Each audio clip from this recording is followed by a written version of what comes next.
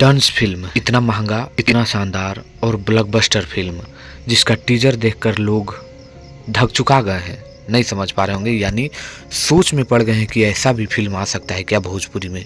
नमस्कार, मैं रविंद्र और आप लोग देख रहे हैं रविंद्र टाइम्स। आप लोगों के मन में ये जरूर प्रश्न है कि डंस का तो टीजर देख लिए, अब ट्रेलर की बारी है, लेकिन एक गाना का भी ड्रॉपिंग जो है ना वो तैयार हो चुका है। जो आप लोगों को मालूम है कि ग्लोबल म्यूजिक जंक्शन के यूट्यूब चैनल के माध्यम से पहला गाना बहुत ही जल्द आने वाला है, तो कब आने वाला है।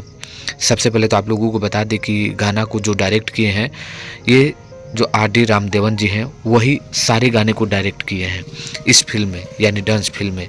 तो आप लोग तैयार हो जाइए।